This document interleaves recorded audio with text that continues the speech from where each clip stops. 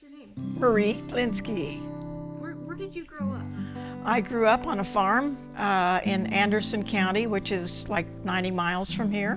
My dad had cows and crops, and I had a sister and two brothers, and I had my pony, and so nobody to play with but your siblings and the horse, so you just did what you did, and that was it. My mother was always very creative. As farm kids in the 50s, there was not a lot of money, but she would somehow figure out how to put pretty things together. Made a lot of our clothes and did a beautiful job. She was a wonderful seamstress, so watching that, even though she was not a painter, she knit and knitted thousands of accents in her years. So I watched that process and the joy people got when she gave them to them.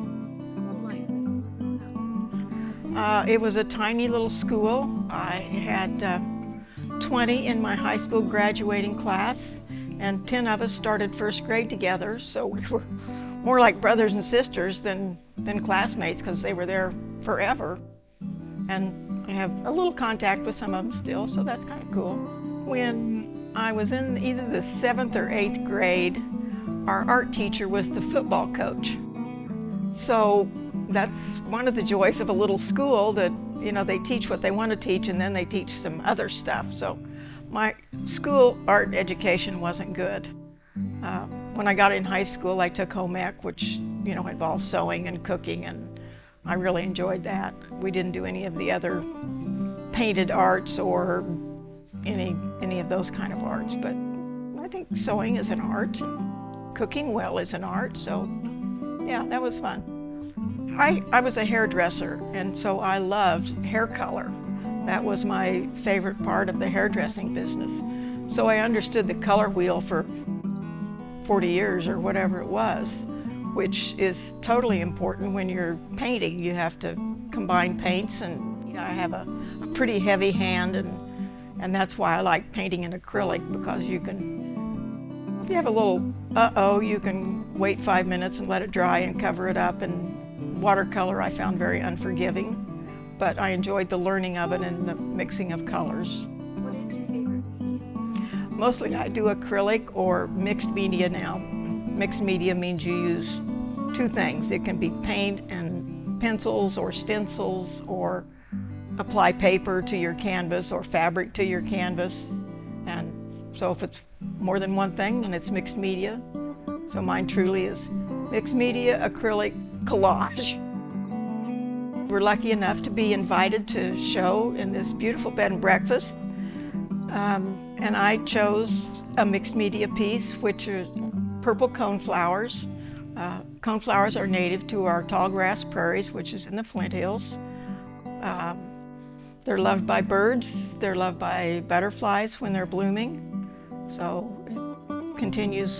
The birds take the seeds and plant them other places, so they spread all over the prairie, and they're a lovely pinky purple color every summer. My other piece is a scissortail flycatcher, which is a bird that lives here in the summer. It migrates south in the winter, and it has a beautiful long tail that it can open and close like a pair of scissors.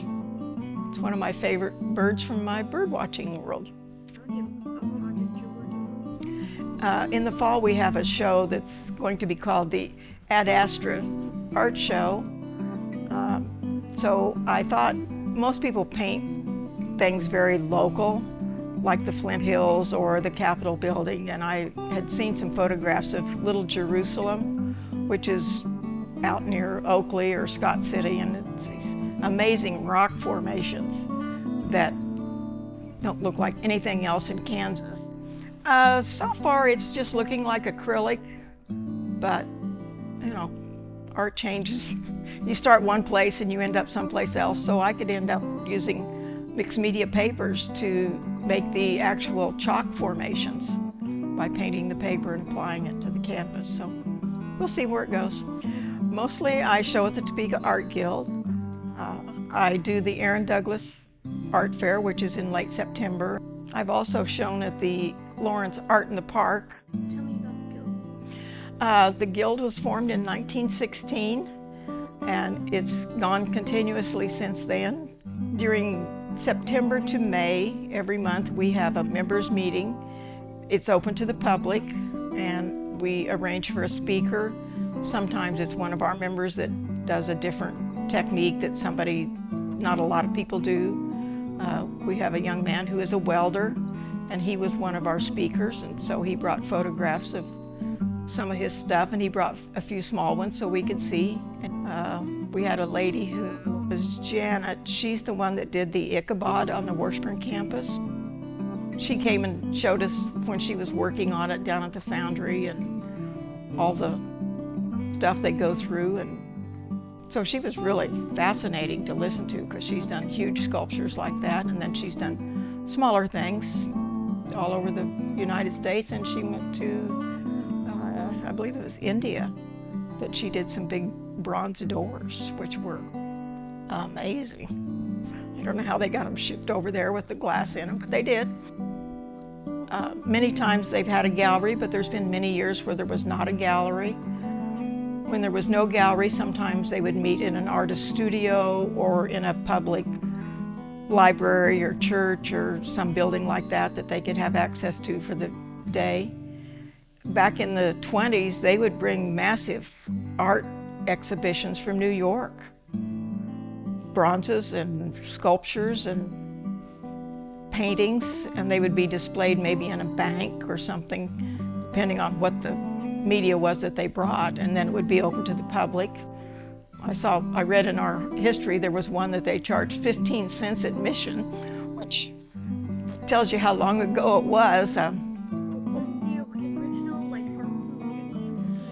Originally, the members of the Topeka Art Guild were either art professors at Washburn or wives of some of the Washburn professors, and that was the original group. For many years, they had a gallery on the 3rd floor at Topeka High, and I've not seen it, but I'm told there's still a door in the building someplace that says Topeka Art Guild on it.